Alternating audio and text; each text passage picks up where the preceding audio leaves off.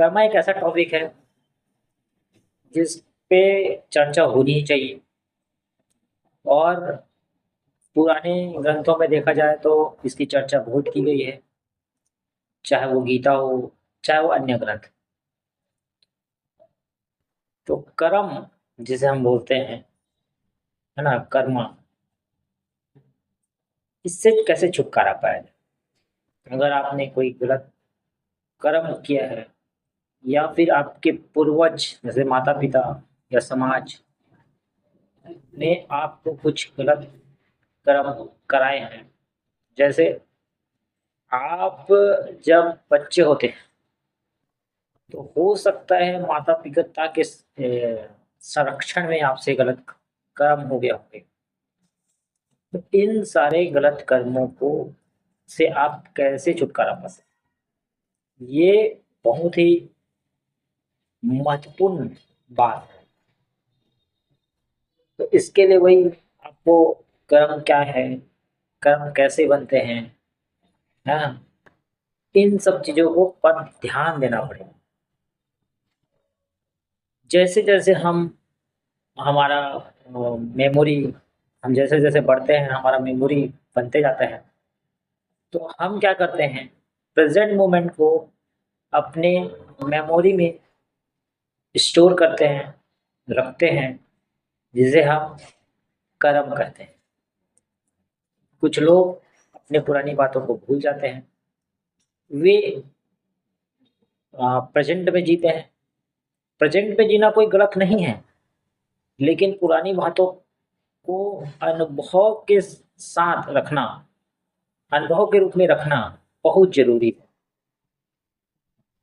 से कई जगह कहा जाता है कि प्रेजेंट में जियो, सारा प्रॉब्लम खत्म हो जाएगा। नहीं होने वाला है।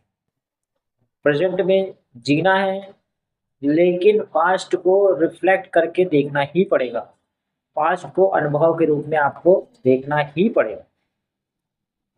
तब जाके आप उस चीज को समझ पाओगे, उस चीज पे ध्यान दे पाओगे, जिस चीज को आपको समझना है, ध्यान देना है।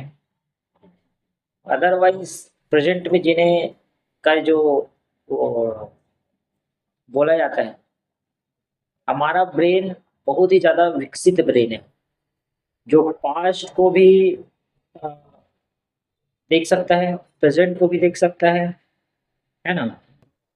और जब हम सिर्फ प्रेजेंट में जीने की बात करते हैं तो हम सिर्फ प्रेजेंट के कर्म की बात कर रहे हैं। पास्ट में जो कर्म किए उसका क्या, वो तो मेमोरी में है ना। और उन कर्मों को ध्यान में रखते हुए हम प्रेजेंट के कर्म करेंगे ना। तो हमें पास्ट के कर्मों को देखने नहीं आता है, इसलिए लोग बोलते हैं कि प्रेजेंट के कर्मों पे ध्यान दो, पास्ट को मत सोचो, पास्ट को मत सोचो। ऐसा पास्ट को आपको सोचना ही पड़ेगा, पास्ट को आपको देखना ही पड़ेगा। देखने का सही तरीका है साक्षी भाव, देखने का सही तरीका है पूर्णता का भाव, देखने का सही तरीका है सच का भाव। वे सारे कर्म जो पास्ट में हुए हैं और जो मेमोरी में हैं, वे सारे कर्म आपके अनुभव बन सकते हैं अगर आप उनको साक्षी भाव से देखोगे। मैं के भाव से नहीं देखोगे, वह के भाव से देखोगे, भोगी भाव से नहीं देखोगे, साक्षी भाव से देखोगे, तो वो आपके अनुभव बन जाएंगे। जिस जैसे जैसे आपने जीवन जिया है, वैसे वैसे आपको वे अनुभव के रूप में काम आएंगे। प्रेजेंट में जियो, प्रेजेंट में फाइव सेंसेस का उपयोग करो, और अपने को देखो और अपने आसपास के लोगों को देखो। ऐसे करने वाले लोग कोई गलत नहीं कर रहे हैं, पर जब आपको प्रेजेंट में जीना है, प्रेजेंट को सच्चे भाव में देखना है, तो प्रेजेंट में जियो। प्रेजेंट को पूर्णतः से साथ देखो, प्रेजेंट को सत्यता के साथ देखो। लेकिन कभी कभी हमें पास्ट की भी जरूरत पड़ती है, खासकर हमारे कामों में, कि हमने उस समय क्या किया था, उसे साक्षी भाव से और समता भाव से, और आपको उसे पूर्णता से सच्चाई के रूप में देखना पड़ेगा। वो हो सकता है आपके 5 साल की उम्र में हो सकता है 10 साल की उम्र में हो सकता है 15 साल की उम्र में, लेकिन आप उसको देखना ही पड़ेगा। अगर आपका ब्रेन सिर्फ और सिर्फ प्रेजेंट में जी रहा है, मतलब आपने अपने एक आयाम खो दिए, जिसको बोलते हैं अनुभव। प्रेजेंट में जीने वाले लोग ज्ञानी होते हैं, अनुभवी नहीं होते। जो प्रेजेंट में जीते हैं वे ज्ञानी होते हैं। ज्ञानी मतलब प्रेजेंट की चीजों को ध्यान से देखकर, साक्षी भाव से देखकर, पूर्णता से देखकर, सच्चाई के भाव से देखकर चीजों को पता लगाना। इससे हमारा ज्ञान बढ़ता है, अनुभव नहीं बढ़ता है। अनुभव के लिए आपको पास्ट की चीजों पे जाके उन्हें साक्षी भाव में देख के, वह था ऐसे समझ के, एक तो था नहीं अनेक है। जैसे विष्णु के को दिखाया जाता है ना, अनेक सिर होते हैं उसके, वैसी तुम्हारे भी अनेक सिर हैं, अनेक कर्म हैं। उन सारे कर्मों को आपको साक्षी भाव से देखना हो, तब जाके आप उन कर्मों से मुक्ति मिल सकती है आपको।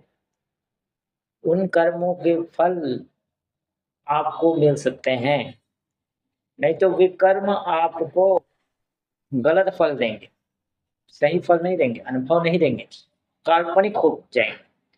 आपको काल्पनिकता, माया जिसे बोलते हैं, काल्पनिकता माया, ये दुनिया माया है बोलते हैं ना।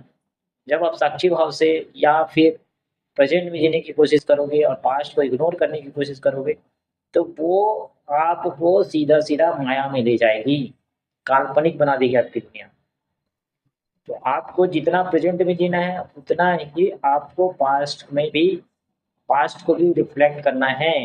रिफ्लेक्ट करने का सही तरीका है, पास्ट को सही देखने का सही तरीका है, मन को एकाग्र करो और एक एक कर्मों को, एक साथ सब कर्मों को नहीं देखा जा सकता।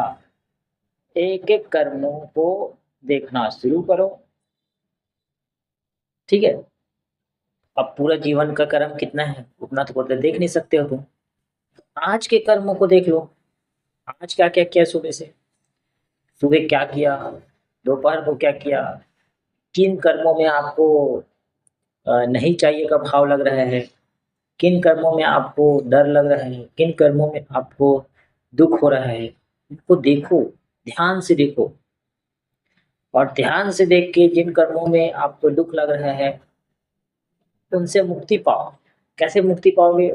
वे कर्म जिन्हें आप अपूर्णता के रूप में देख रहे हैं वे आपको दुख दे रहे हैं। अगर उनको पूर्णता के रूप में देखोगे और चाहिए नहीं चाहिए के भाव से ऊपर उठ जाओ, मन में चलते रहता है कि ये कर्म नहीं चाहिए, नहीं चाहिए, नहीं चाहिए, और मन बोलते रहता है कि ये कर्म चाहिए, चाहिए, चाहिए। तो इन कर्मों से आपको छुट्टी मिल जाएगी, मुक्ति मिल जाएगी।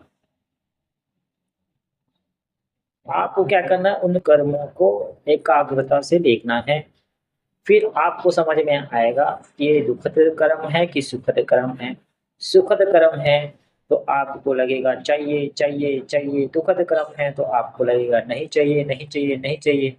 और जैसे आपने कर्मों को देखा, चाहिए, चाहिए, नहीं चाहिए, नहीं चाहिए, और आपको समझ में आया कि ये अपूर्णता के कारण हो रहा है, ये गलत होने की भावना के कारण हो रहा है, तो सीधा पूर्णता का भाव आ जाएगा आपके अंदर। आप इनको पूर्णता के रूप में देखना शुरू करोगे, आप उन्हें सच्चाई के रूप में देखना शुरू करोगे।